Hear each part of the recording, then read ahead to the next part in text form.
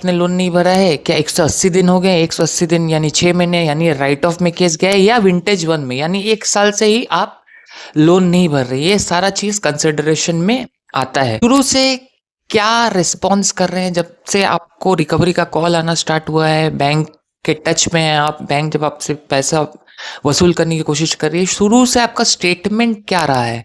सो ये पूरा एक फॉर्मेटेड प्रोसेस है गाइस। इन सारा चीज़ों पे भी निर्भर करता है कि लोन का टाइप क्या है, या क्या वो क्रेडिट कार्ड है, क्या वो पर्सनल। जब भी हम आर्थिक तंगी से गुजरते हैं, जब भी हमें व्यापार में कोई घाटा हो जाता है, या जॉब चला जाता है, या किसी न किसी कारण से एक लोन को भरने के चक्कर पे हम लोग दूसरा लोन उठा लेते हैं, और उसके बाद एक ऐसा डेब्ट ट्रैप क्रिएट हो जाता है, ऐसा एक जाल क्रिएट हो जाता है जिस जाल को काटने का सबसे आसान तरीका होता है लोन सेटलमेंट।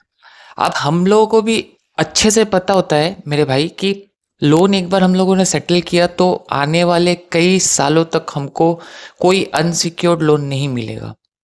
यानी ऐसा लोन नहीं मिलेगा जिस पे हम कुछ गिरवी नहीं रखते। सिक्योर्ड लोन आपको मिल सकता है, लेकिन वहाँ पे भी हाई रेट ऑफ इंटरेस्ट पे आपको मिलेगा। यानी आप चीज़ों को गिरवी रखेंगे और उस चीज़ों के अगेंस्ट पे आपको लोन मिलेगा, लेकिन फिर भी एक ऊंचे ब्याज दर पर मिलेगा। सो जब हम लोन सेटलमेंट अपना दिमाग में लाते हैं गाइस, तो हमारा यही कोशिश रहता है, यही हमारा प्रयास रहता है कि हम उसको कम से कम में सेटल करवा पाए। यानी 100 रुपये अगर बैंक को आपको देने हैं, सो वो सेटलमेंट हम 20 से 30 रुपये के अंदर अंदर करवाए। अब इसमें कई सारा चीज़ निर्भर करता है जो मैं आपको समझा रहा हूँ, लेकिन उससे पहले गाइस मैं बोलना चाहूँगा कि चैनल को ज़रूर सब्सक्राइब कर लीजिएगा, और अगर आप हमारे चैनल को सपोर्ट करना चाहते हैं, ज्वाइन करना चाहते हैं, सो ज्वाइन बटन आपको नीचे दिख रहा होगा, आप ज्वाइन कर सकते हैं। अभी देखिए गाइस, मैं कुछ स्क्रीनशॉट दे रहा हूँ। इंस्टाग्राम पे मुझे ढेरों मैसेजेस आते हैं, कई मैसेजेस रिक्वेस्ट में पड़े हुए, मैं एक एक करके रीच आउट करने की कोशिश करता हूँ। लेकिन गाइस आपको भी समझना पड़ेगा, मैं भी एक इंसान हूँ। मैं अगर 24 घंटे भी दिन का काम करूँ तो भी हर एक इंसान तक उनके समय अनुसार नहीं पहुँच सकता। ऊपर से एक और चीज़ मैं बोलूँगा गाइस, बहुत फेक कॉल्स भी अभी आ रहे हैं, बहुत थ्रेटनिंग कॉल्स भी मुझे आ रहे हैं। तो हो सकता है वो रिकवरी एजेंट्स के बंदे हो। तो इसीलिए फ़िल्टर करने के लिए बहुत ज़्यादा ज़रूरी है कि आप चैनल से जुड़े, मेंबरशिप ले या जॉइन हो।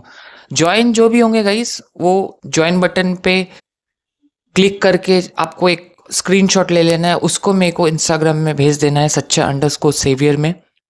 तो मैं अपना पर्सनल नंबर आपको प्रोवाइड कर दूंगा, और मैं अपना पर्सनल ओपिनियन, पर्सनल सजेशन जिसको जिसको चाहिए मैं आपको दे सकता हूँ।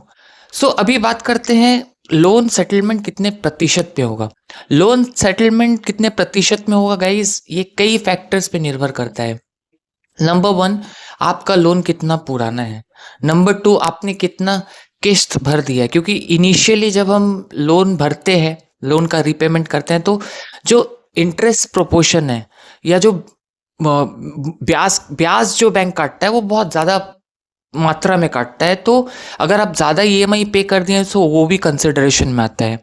तीसरा चीज़ कि आपने कितना दिन से ईएमआई नहीं भरा हुआ है, यानी डीपीडी, डेज पार ड्यू। डेज पार ड्यू आपका कितना हो गया है? क्या 100 दिनों से आपने लोन नहीं भरा है क्या? 180 दिन हो गए, 180 दिन यानी 6 महीने, यानी राइट ऑफ में केस गया है, या विंटेज वन में यानी 1 साल से ही आप लोन नहीं भर रहे। ये सारा चीज़ कंसिडरेशन में आता है।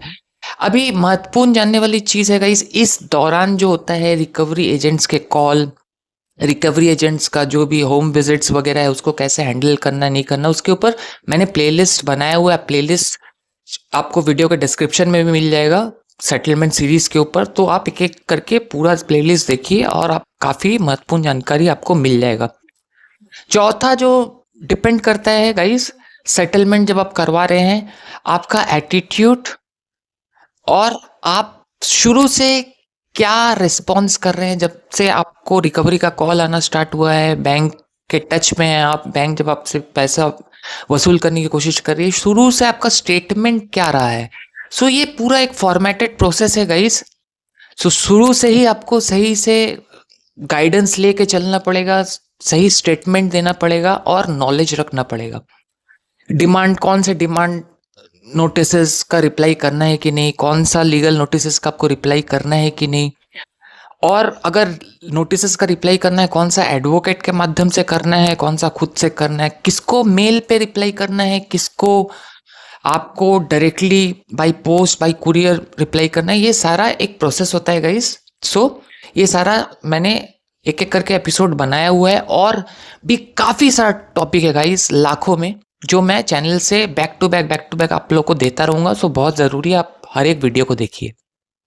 सो लोन सेटलमेंट के ऊपर ये वीडियो था। मैंने आपको बता दिया कि कम से कम में अगर आपको अपना लोन सेटल करवाना है, सो इन चीज़ों का महत्वपूर्ण ध्यान रखना पड़ेगा कि आप नोटिसेस का कैसे रिप्लाई कर रहे हैं, किस वे पे रिप्लाई कर रहे हैं, दूसरा कितना पुराना आपका केस, तो राइट ऑफ के बाद आपको अच्छा खासा वेवर मिलता है। प्लस इन सारा चीज़ों पे भी निर्भर करता है कि लोन का टाइप क्या है, या क्या वो क्रेडिट कार्ड है, क्या वो पर्सनल लोन है, क्या वो बिजनेस लोन है, क्या वो कोई सीसी लोन है। ये सारा चीज़ों के ऊपर बहुत सारा चीज़ निर्भर करता है। सो मैं आपको ये सारा चीज़ चैनल से गाइड करता रहता हूँ। सो कम से कम में लोन आपका ज़रूर सेटल होगा गाइस, घबराए नहीं।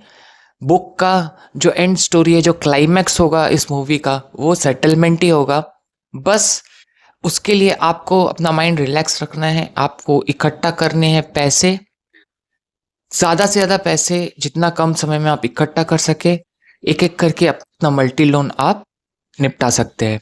सो ये वीडियो गाइस जस्ट यही बताने के लिए था कि लोन सेटलमेंट का एक कोई फॉर्मेट नहीं होता कि ये लोन इतने में सेटल हो जाएगा, या ये लोन मैं आपको लिखित में दे दूं कि इतने में सेटल हो जाएगा।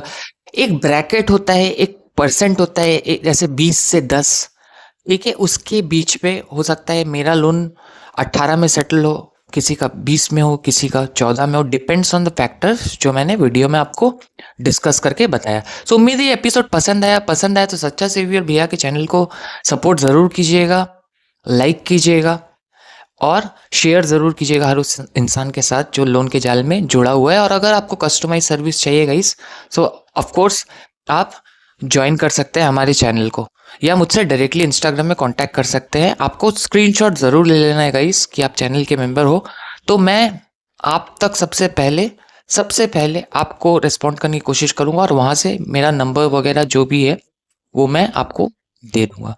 तो चलिए गाइस, मिलते हैं फिर किसी नए एपिसोड में अगले किसी दिन। तब तक अपना रखिए ख्याल। सच्चा सेवियर भैया खड़ा है आपके साथ संघर्ष की हर लड़ाई में।